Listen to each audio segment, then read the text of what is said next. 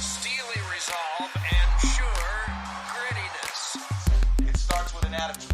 We need swagger, okay? Regardless of what happens out there. Doesn't matter. Keep your swagger.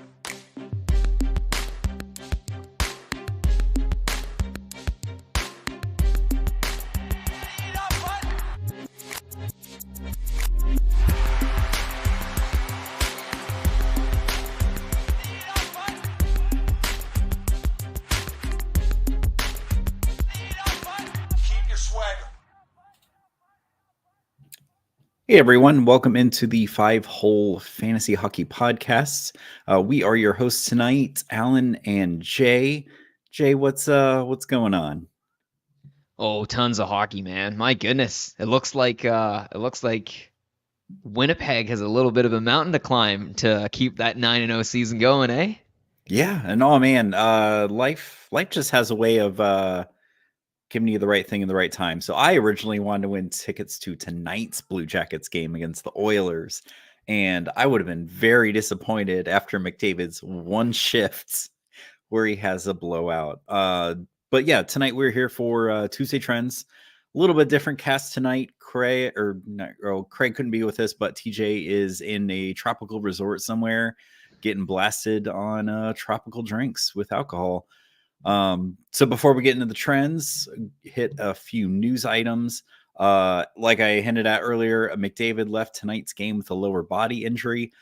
It looks goofy. I can't tell what the actual injury is. He got tripped on a stick.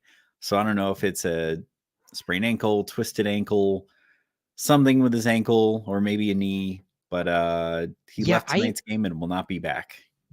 I'm the guy that paused the Twitter video and scrolled line by line, pixel by pixel to see what exactly transpired. And from the looks of it, it seems like his right skate, I guess he was powering in on his right skate, but it got lifted by a stick, and then the rest of his body in an imbalanced state fell in. I guess all his body weight was almost crunching down onto his left skate, but it's imbalanced. So when he slammed into the boards, I don't know, it looked strange because it's one of those weird plays where he should have kind of just shrugged it off, you know what I mean, on the first shift and just, you got to the bench and took a huff and puff. The fact that he hasn't returned is weird. Yeah, it just like I was saying in our Discord, it just seems like a textbook trip you see at least once a game. But apparently it's bad enough that he is not coming back, but save him for later. What did that game just end? That game just ended. Jackets won 6-1. Jeez. That's wow. Couldn't give Tarasov the shutout. But Alexander Barkov returned tonight and shifted Anton Lundell down to the 3C. I know there's some speculation about where he'd be once Barkov came back. But I saw Barkov just scored a goal. But he resumed his duties, top line, top power play. I don't know, Jay, do you have anything to add to that one? That's just pretty simple. Yeah, it's pretty straightforward. I guess any Lundell holders, you can probably, I'd say 10-teamer, definitely, you can probably find better value elsewhere. Yeah. Yeah, and then just a couple guys going day-to-day. Freddie Anderson, Carolina Hurricanes, surprise, surprise. Day-to-day, so now it's oh my gosh, Kachekov season. Yeah, which I feel like he got probably drafted over Freddie, assuming that Freddie was just going to play half a game, get injured, and he's out. But they called up Spencer Martin in the meantime. I don't know if we'll see any starts, but they're waiting to get him evaluated until after their road trip. Next one, Brian Rust, day-to-day after Saturday's game versus Vancouver. He is still being evaluated. I didn't catch what caused him to leave that game. But yeah, it is not good because he's one of a couple guys on Pittsburgh actually doing anything. I do want to apologize on the mic oh man, I think there were listeners literally asking, hey, what do I do in terms of Kachekov? For example, they mentioned Noonan and name dropped him saying potential drops could be Kachekov, maybe not. And I was like, oh yeah, easy peasy. Noonan's got a chance at 1A and, Kachekov, who knows, right? So long as Freddie's there. So I would apologize first and foremost if you smashed the draw button already. Well, we'll see. We'll see how it goes, right? Like Freddie day to day. I mean, we'll see. We'll see how that ends up even. Yeah. So let's go ahead and we'll go ahead jump into trends here. First one up, Matt Barzal.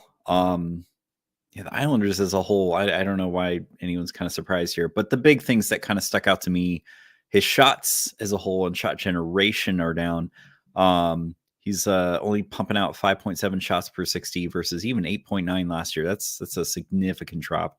And then 5-on-5 shooting percentage down from 3% to down to 3% from 8.1.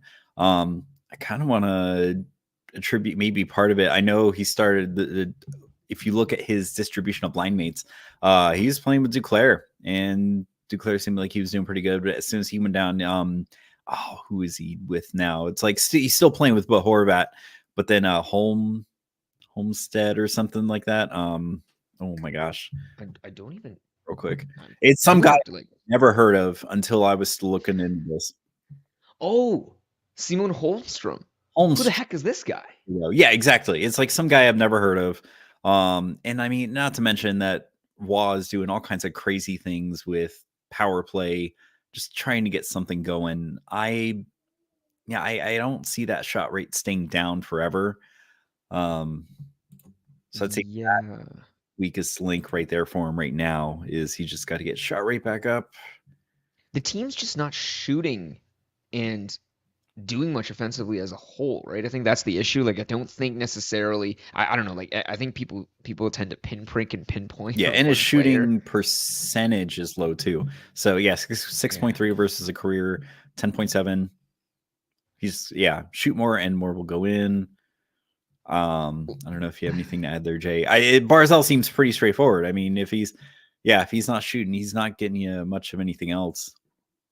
Like, who would we say is taking those goals in lieu of him? I don't think anyone on that team is, right? So right now it's not a matter of like this team is horrendous or whatever. Like, it's just a matter of eventually you'd imagine him being on line 1 PP1 8 games in, like they'll right a ship and tight a corner. He's right now half point per game?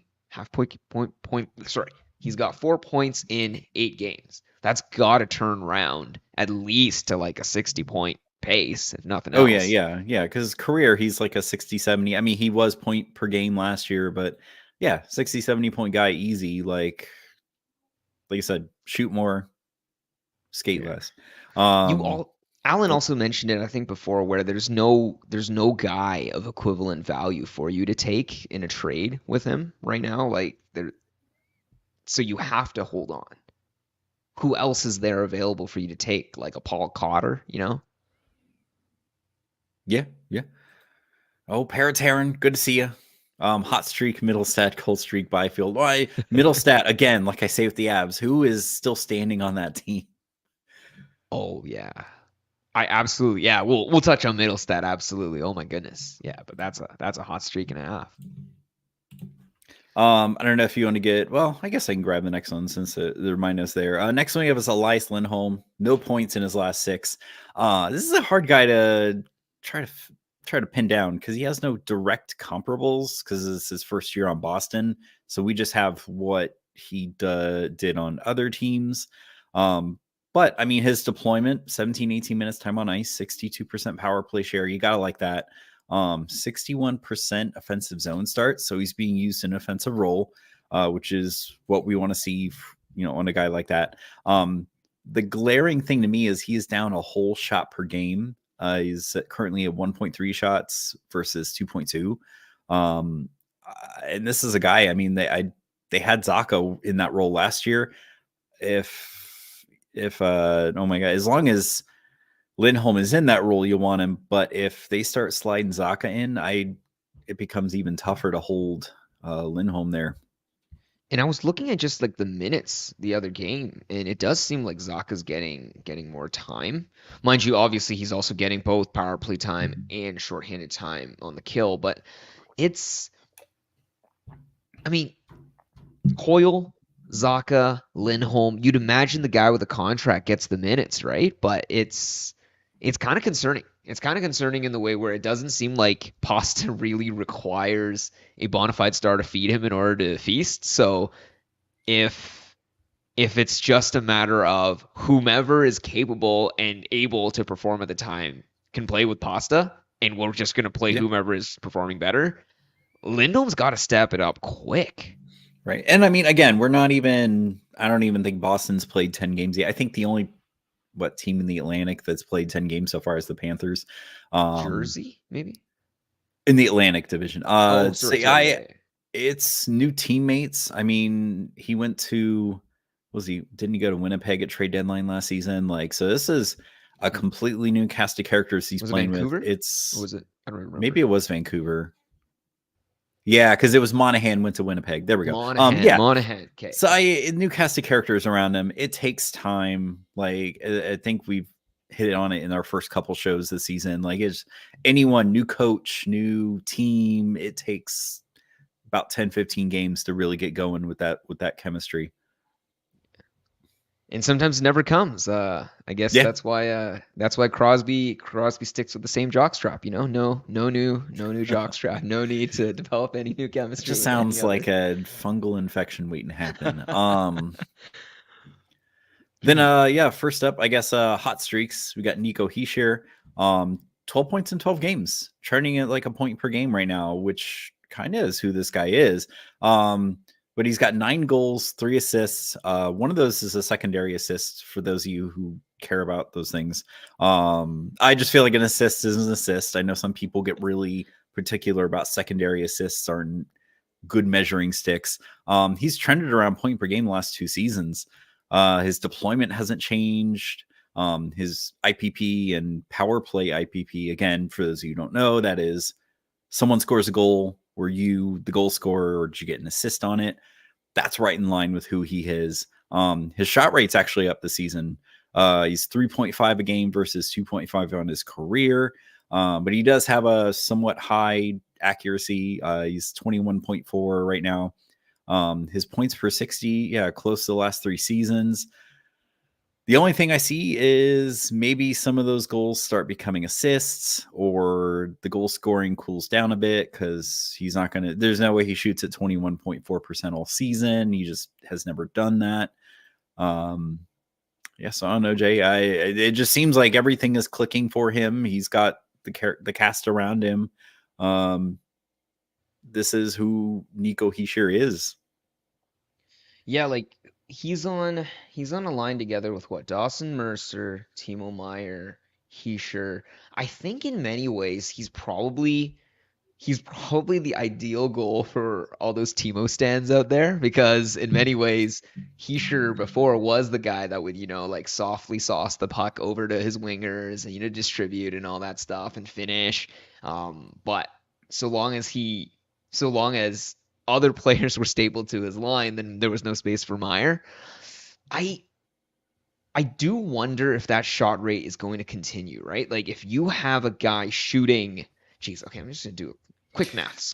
Yeah, I mean, it could just be that this, for some reason, they're telling him to shoot more, or he just is shooting more. But yeah, I mean, it's a little high versus his career, but there are worse things to have kind of redlining.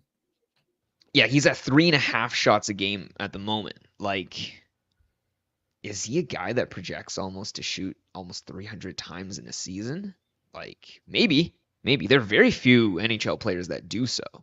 But mind you, at the same time, he's currently, if he's currently shooting at a 20% clip, I just need to see his career averages. His career average is a 12% clip. So at 21%, I feel like there's significant regression coming. Depends on his shot. It really depends. If he keeps shooting, there's nothing stopping him. But with the IPP, does he just not crater, but like come down to earth a little bit and he does nothing for a minute? Or do some of those become assists now in order to keep his IPP in line? It's gotta feed other folks, right? Like if you look at his line mates at the same time, Meier, let's see, what's PT saying? He's he's a hog that's getting suppressed and nerfed. Incredible. It's it's strange to say, but I actually do believe that so long as Heischer and Meyer are on that same top line, then I think that's incredible value for both of them, right? Like I guess it will just be like a what do you call it, a virtuous cycle for the two. My issue is more so Mercer, right? Like Mercer, I never knew Mercer to be this setup man, but I guess he has to play the setup man. But you look at his point totals, dude's at, well, I mean, 2 goals, 3 assists, 12 games, like serviceable, but he's not shooting, right? 17 shots in 12 games. This guy, if you look where the points are coming from, I guess that IPP makes sense for Heischer because clearly one of his other line mates isn't doing anything offensively, so it has to be either funneled through him or Meyer. If Mercer can't get it going, I think it's pretty capped out in terms of how well this line is going to continue producing, because I feel like you need at least both sides to continue doing something. One's going to hit cold snap at least eventually. Yeah. So the next up, we got Neil Pionk. So this one seems strange. Because I was like, man, he's been in Winnipeg a while. Like, what makes the season so different? Other than well, up till tonight, they had a lot of swagger as a team. But he has 9 points in his last 5. Only 3 of those are on the power play, and he only sees power play 2 times.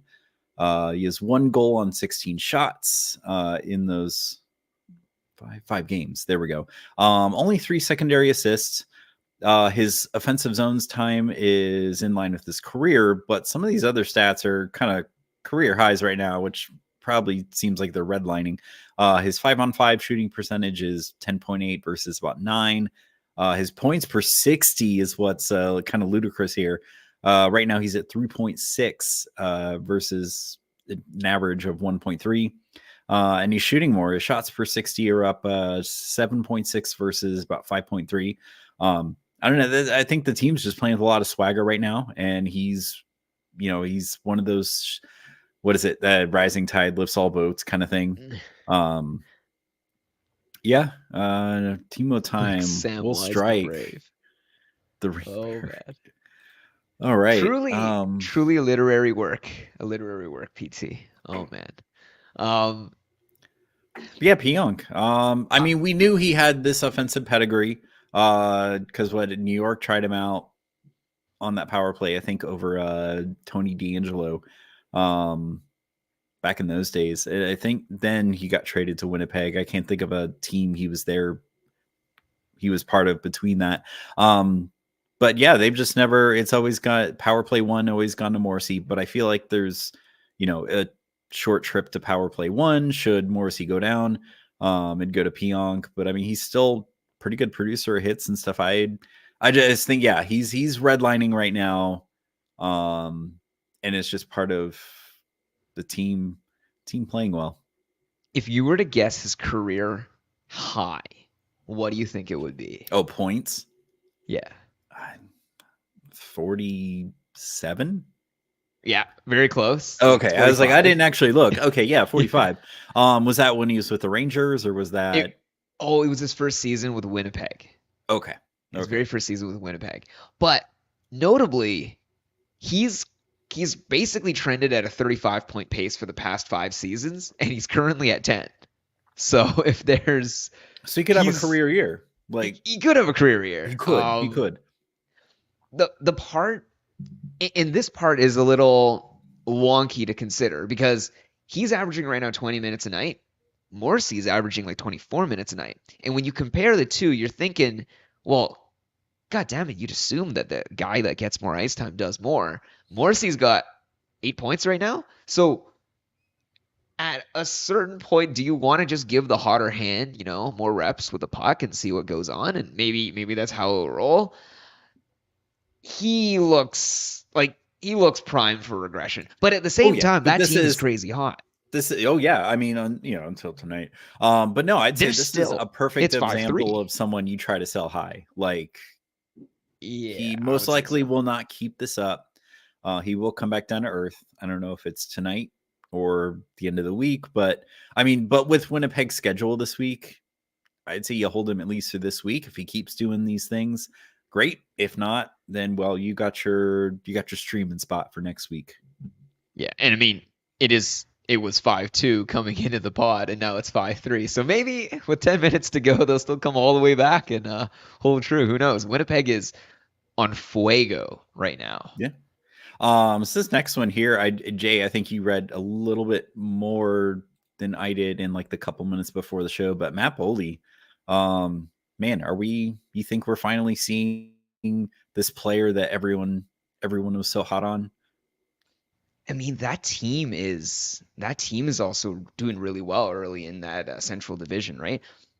We were looking at the stats, Alan, and I think the biggest part is all the other guys we talk about on the hot, I guess not the hot, the trends setup.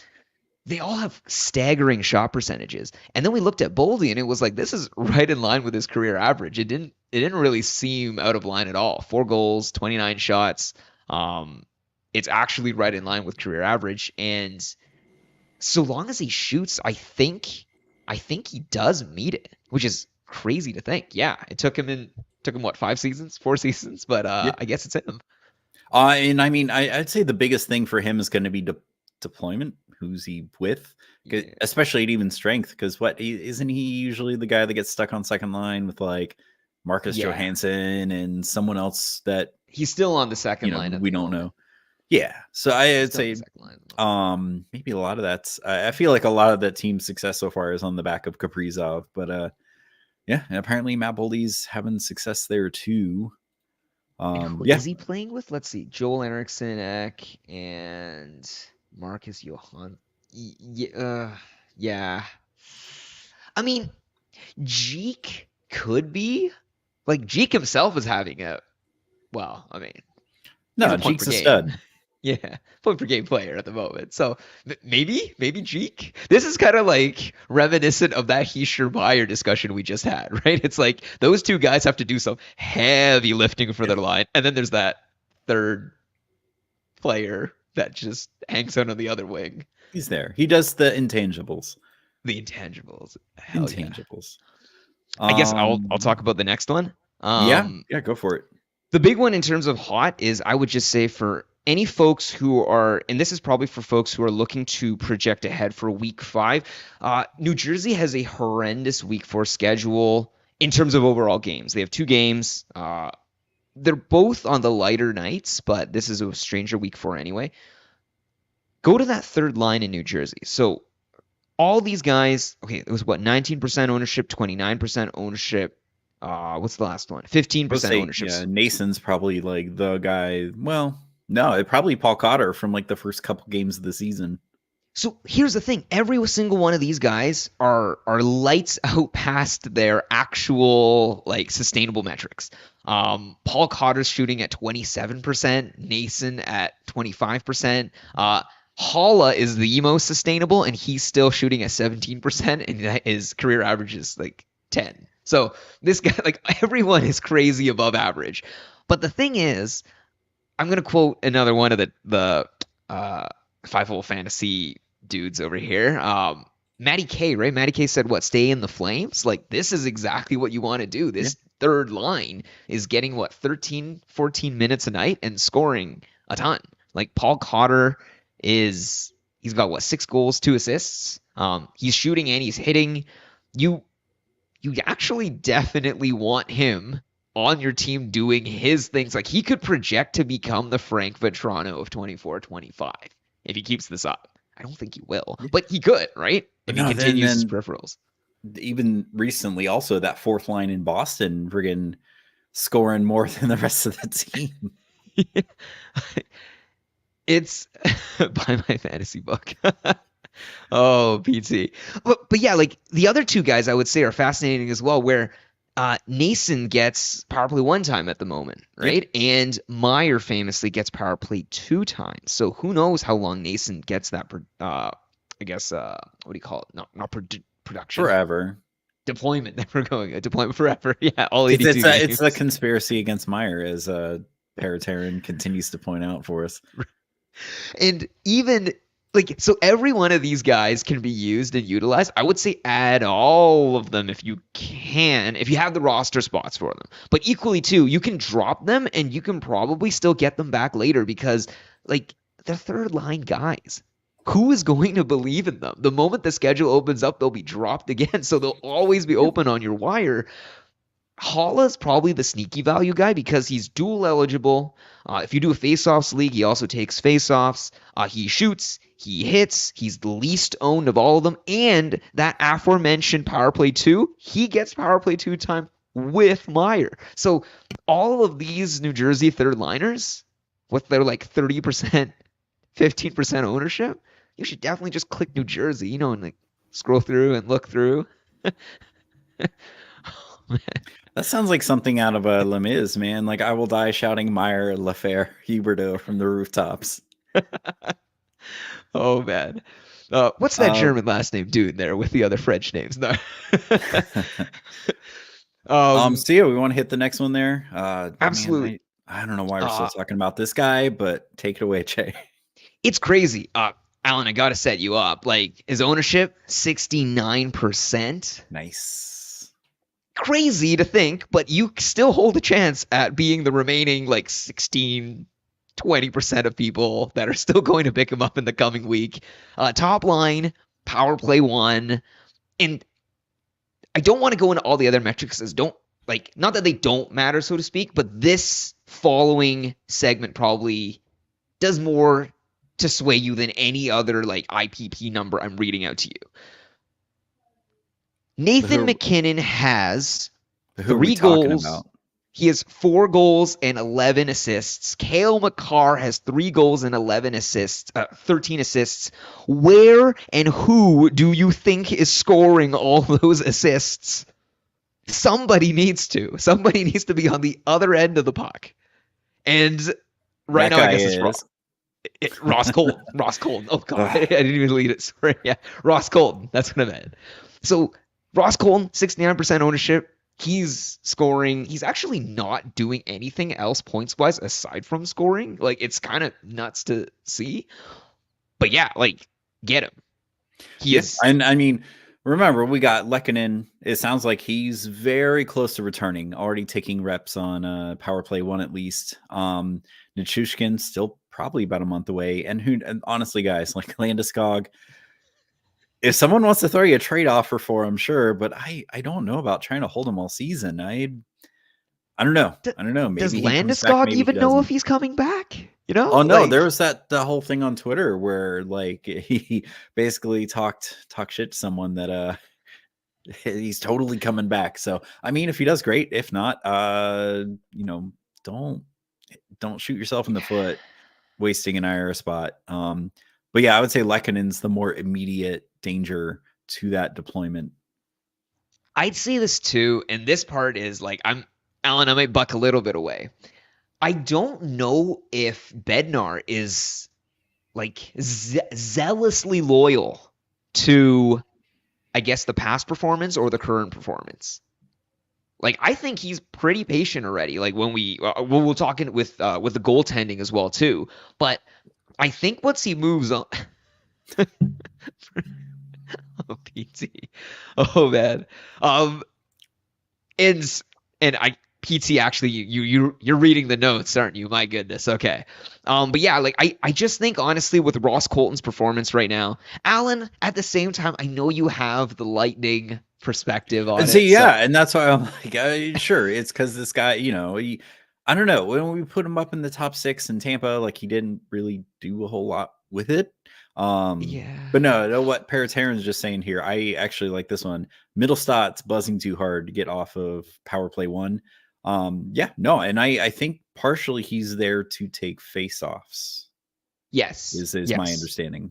He has a stupid amount of face-offs won, and if you count face-offs in your league, check to see where Middlestad is too. Middlestad probably is better value as well in the sense that he's 44% owned.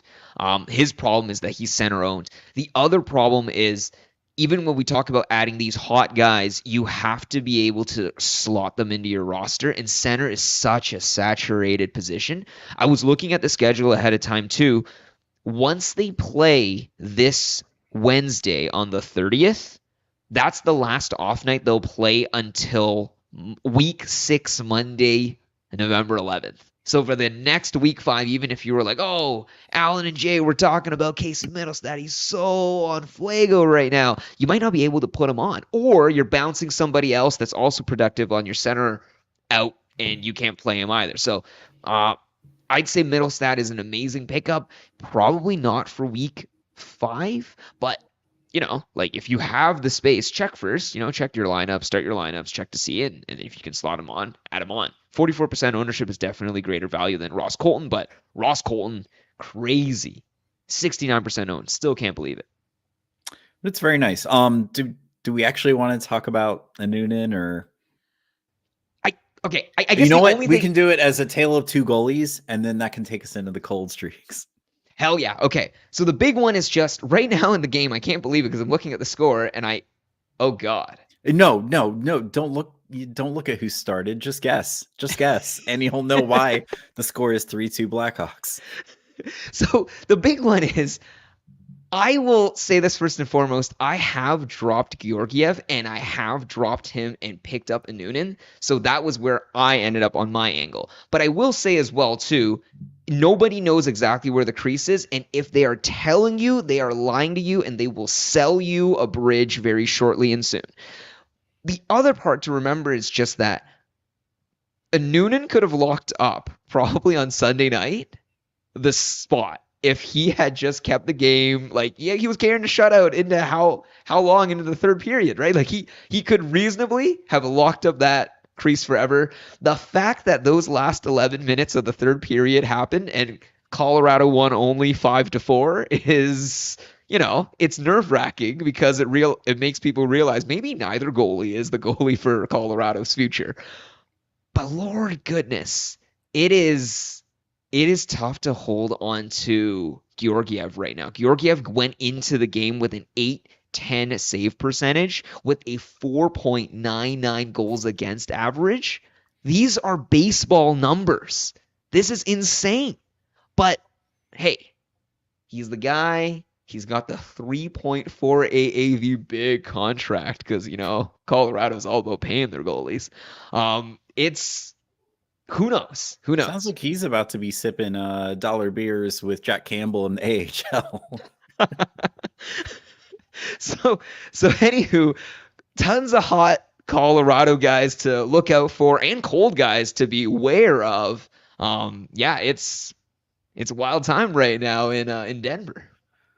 But let's get to the cold streaks. First one up, Stamkos. Before tonight, where he has 2 assists. All he had to his name was 1 power play goal on 24 shots, which was a terrible, miserable 4.2%. But his deployment, time on ice, power play share, right in line with his career. He is shooting, his shots per 60 is right in line with everything else in his career. Really is just the only thing that's happening is he is like freaking snake bitten. He's like a career 16.6% shooter. But good God, like even what team were they? I forget what team they were playing. It might have been the Devils, the Red Wings. I think it was the Red Wings. Like that puck just went right off the goalie's stick. Like it was just like you can't fall backwards into these things. Like it's a gypsy curse on him. I don't know what it is, but he's doing everything right. It's just not going in for him. Oh, PT, yeah, man. I will say, Alan, this game is going to be interesting. I'm looking at peeking at the score right now, too. 2-2, eh? This could it be 3-3 Stamkos heroics in the overtime period? No, I don't like that. I need more Kucherov points. But I don't know. Did you have anything about Stamkos, Jay, or the Discord conversation talked about whether or not it'd be worthwhile to trade for him as a trade low candidate? I think what I would probably say is if I'm a Stamkos holder, I'm going to hold him because I don't think there's anything of value that you can trade him for right now that's worthwhile. I don't know if I'm switching on to sides of trade targeting him. My issue more so is that entire team looks so good on paper, and that entire team is going to, swing back and come true and everything. I just know that when players drop, very few of them drop down like Green, green ski hills, like a nice, soft, Like linear Huberto downward. territory. Right. It's more like the They cliff don't do drops. that. No, I just and you got to think he went from I don't know, and Anthony Sorelli, nice solid two-way center. Sometimes Braden Point, who's like a I don't know 50-ish goal guy on his own. To what's he rotating with like Colton Sissons and I forget the other guy that Geez. Nashville Does has. his line? Like it's Does just his have line Nyquist? mates. Yeah. No, Nyquist. For some reason, they're keeping Nyquist on the top line. Oh, is it and not makes, Tommy Novak? Maybe it's Novak Tommy Novak? is the Yeah. 2C. I forget, but it's just I feel like his teammates aren't quite there. And again, new team, new city, could be personal mental block, something. But yeah, it's just he's doing everything right. It's just not clicking yet. So this is a guy. If you can buy low on him, 100%. It's also a switch from a power play where even with the Kucherov on the power play, Kucherov was doing everything in his power to find Stamkos in the office. Yeah, but feeding the one-timer. Who the hell is on that same power play? There's Forsberg, there's Marchessault. I want to even say, there's almost too many mouths to feed on that power play. And Marchessault is the guy where if he is on a 3-on-0 breakaway, he is shooting. He is not going to look for any sideway pass or backdoor cut. None of that. So I don't know, man. Like in terms of the selfishness, so to speak, his power play that he has enjoyed for 16 straight years has been tailor-made for Steven Stamkos to thrive. Oh, and it shows. It shows in Tampa, man. Like that power play hurts without that weapon on that side because everyone just hones in on Point and Kucherov. I guess Kucherov ideally has to go on the inverted route now and then find Gensel on, I guess, Kucherov has been a shooter this season. It's interesting. Like he hasn't needed to be the shooter in a very long time. And he's doing it. I think he was the goal leader for like 5 minutes.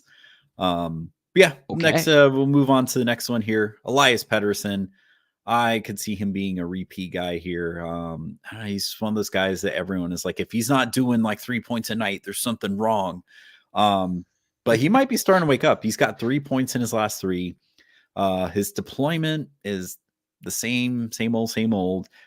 His line mates have shuffled some, but Garland and Hoggs have the largest timeshare. Shot generation is down as a whole.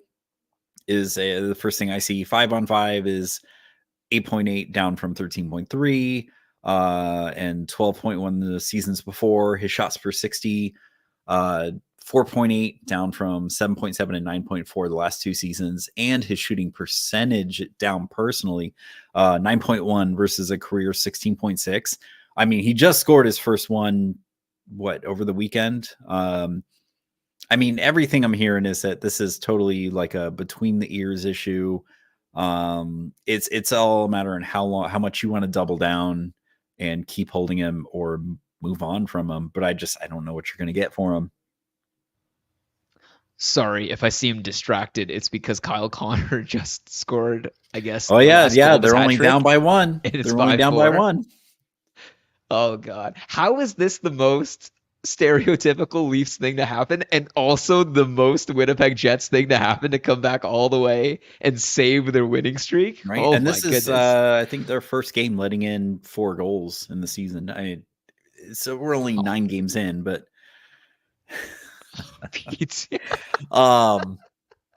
anything on PD there? I feel like he's got everything going for him that can go for him. It's just when's it all going to come together, if it does. The big one too is I want to say that the team has not needed him to score on these backs of wins, right? Like I think in some ways Kiefer Sherwood. Did you see that one where his hits column looks so crazy? It's like a face-off wins column. And just think, man, Dakota Joshua is like another week or 2 out once he comes back. Oh my gosh. Oh man, yeah. And I think that's perfect for Pedersen and aligns well for him because you want a player not to feel the strenuous pressure. Like I don't want to harp down and beat down and it's like hit on Oilers fans when it feels like they're down. But isn't this exactly one of the struggles with the McDavid and the McDry? Like you feel sometimes like those guys, if they don't have good seasons, strong seasons, where is that supplementary scoring? But with Pete, like with Pedersen, you're almost thinking and seeing, man, like he actually has the time to warm up and get into it, right? Actually, this kind of like harps on Stamkos again too, where it's like they will be impatient. They will be impatient in Nashville if they continue to lose and they Yeah. don't do anything, and he doesn't do anything, right? They will shuffle the lines and possibly even the power plays, and that just does everything to dampen scoring in general, right? So I think for Pedersen, sure, he's on a cold streak, but I think he's in a setup where he's got time to warm up in that water. There we go. He is not like Elias Lindholm. He can go about 10 games and still be figuring it out. But Elias Lindholm, he may not get that 10-game buffer before they, swap him for someone else. Absolutely. I'm gonna go ahead and jump down to these last few because I know that they are popular ones. Miro Heiskanen, I got a personal stake in this one because I felt so proud I drafted him. But he's got 3 points in 9 games. All 3 of them are assists to secondary, which I know some people are already like waving red flags around. His deployment's in line with his career averages. His shot rate, he's shooting same as he always has. His offensive zone starts are trending down a little bit. He's 52.1 versus 58.9 and 60.6 over the last 2 years. His power play IPP is right in line with career, but his even strength IPP is way down. He is 21.4 right now versus 45 and 52.5.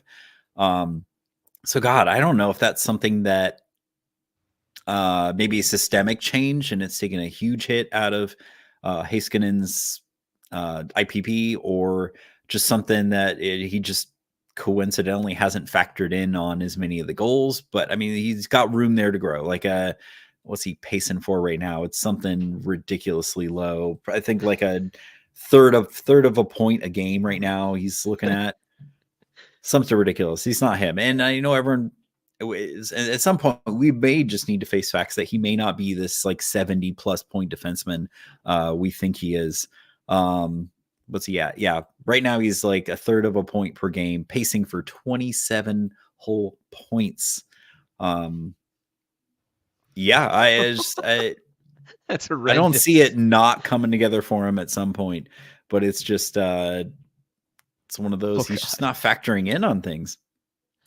It's so brutal, and I think this is the confluence between fantasy hockey and real life hockey, and it's the same issue with, I guess, going the opposite way to what Elias Pettersson's situation is, which is their teams are winning despite them not doing anything. And if that happens, the coach is simply going to roll out the exact same lineup, exact same setup, exact same structure.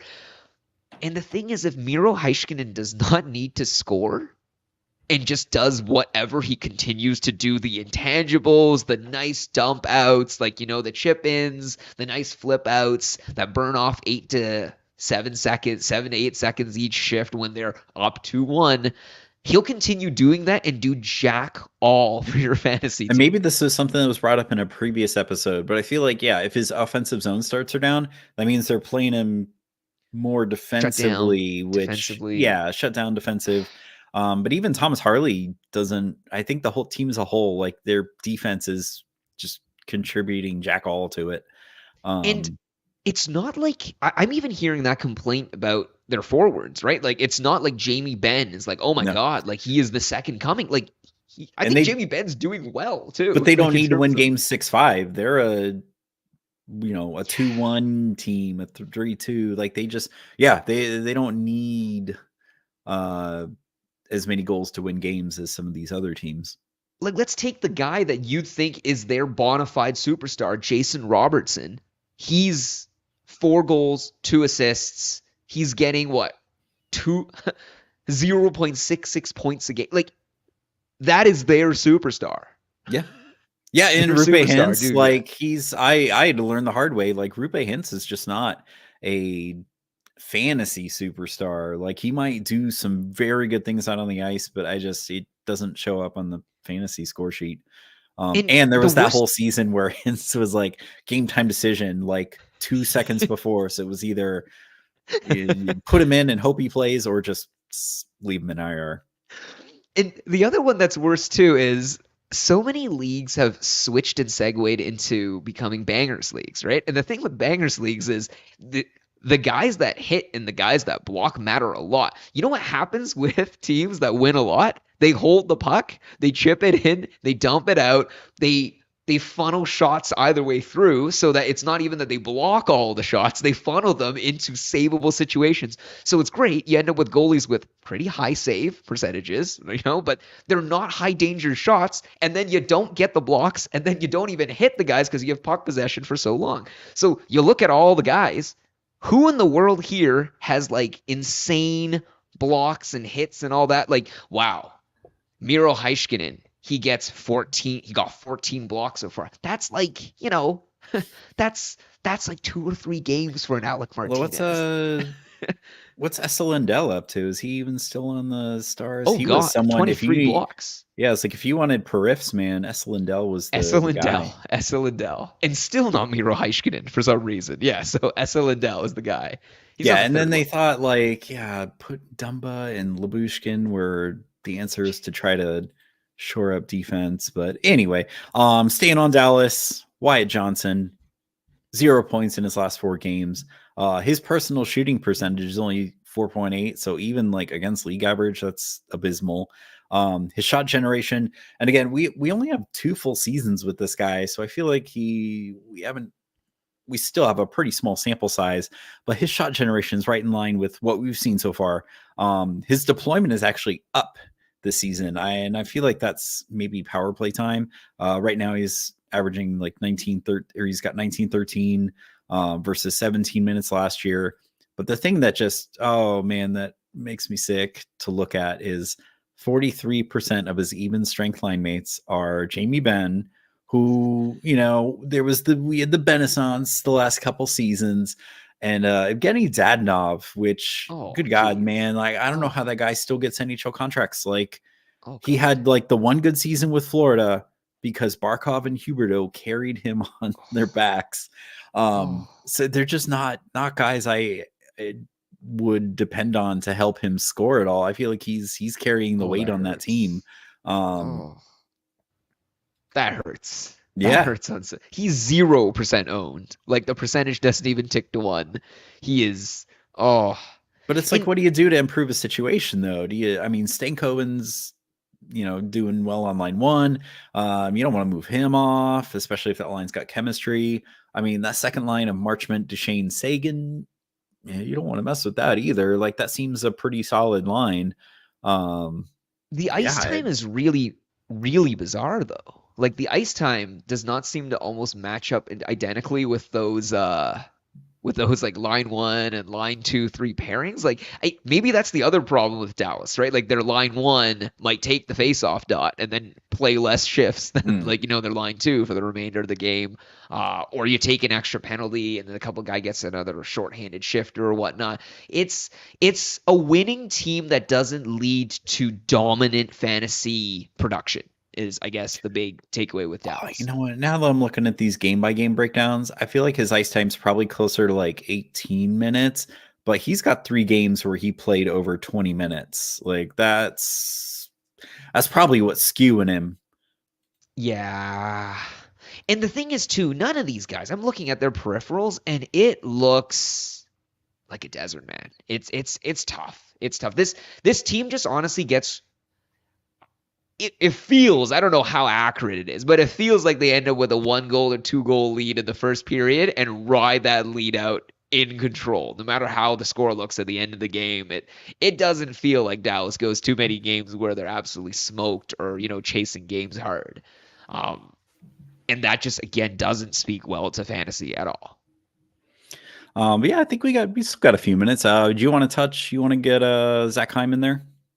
Yeah, I just want to say to any managers, like, obviously he's 98% owned. He's been drafted. I saw him drafted end of, like, not end of first round, but, like beginning of second rounds, middle of second round, definitely by tail end of second and beginning of third round. He was drafted early, and he was drafted purely with the intention that he would recreate.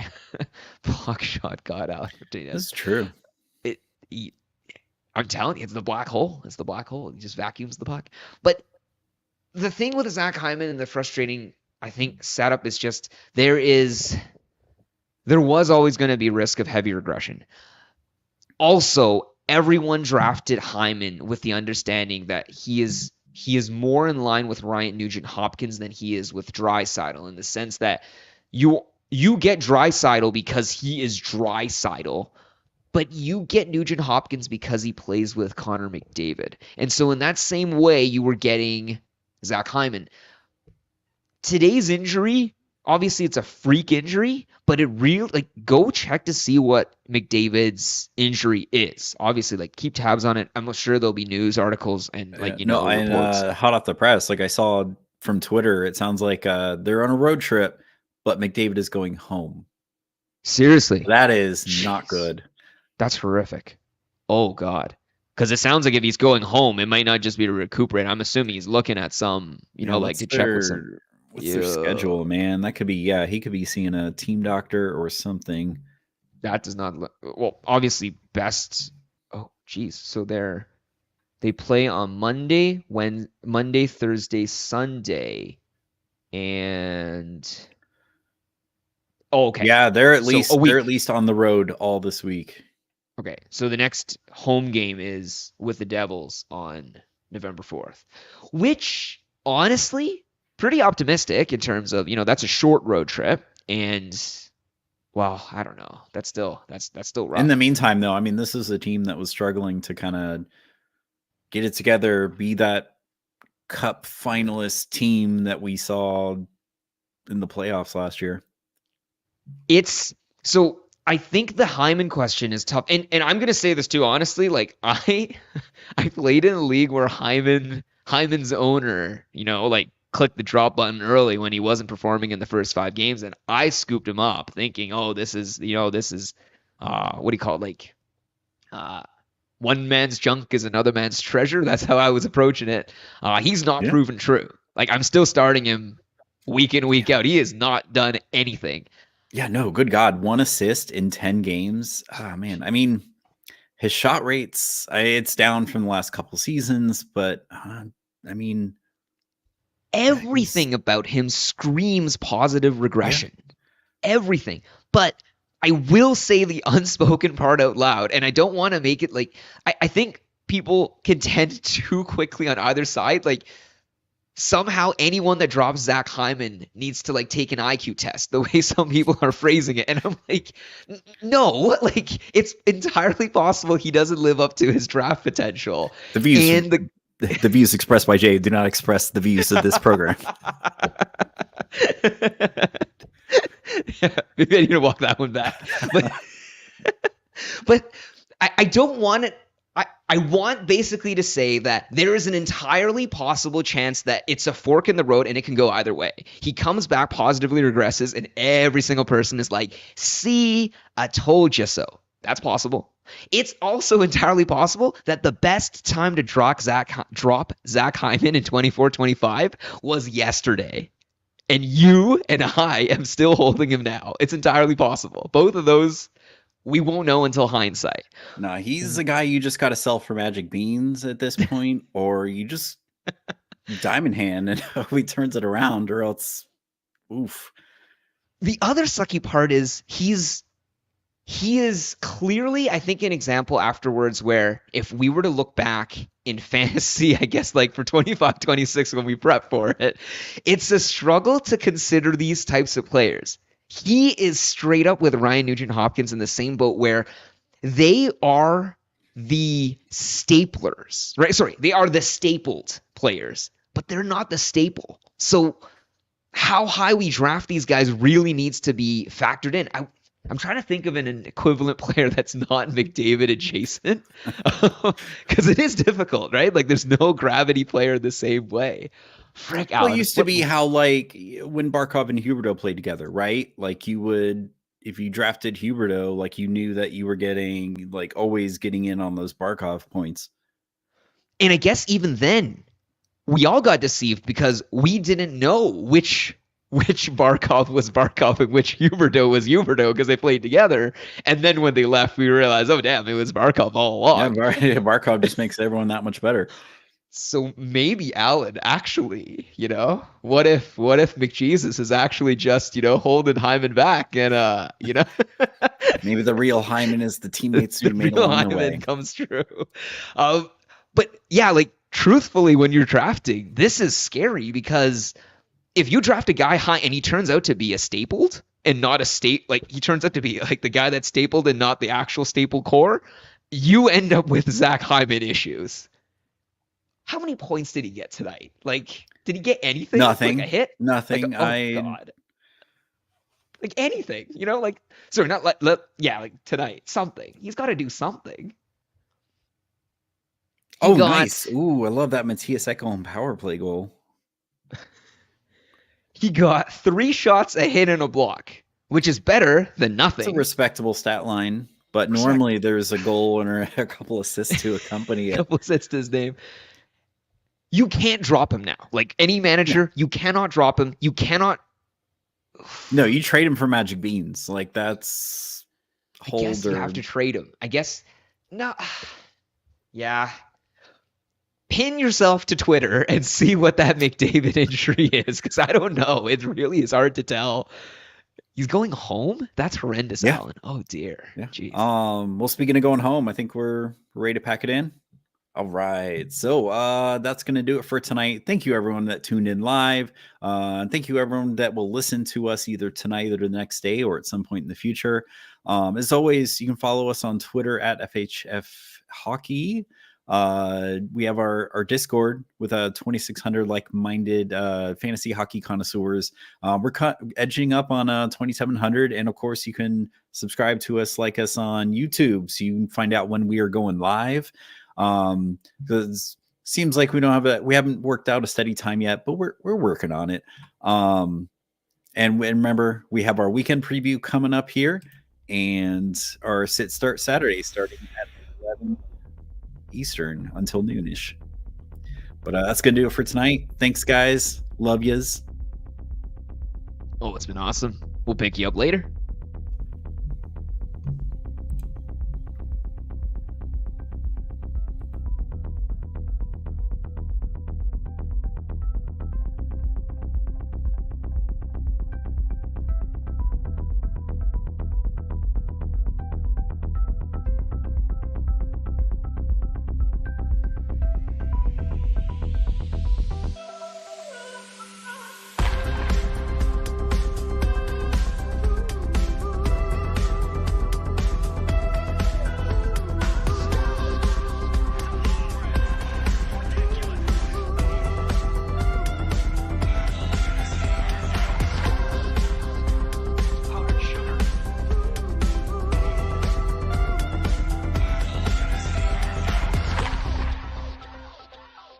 Adios, turd nuggets.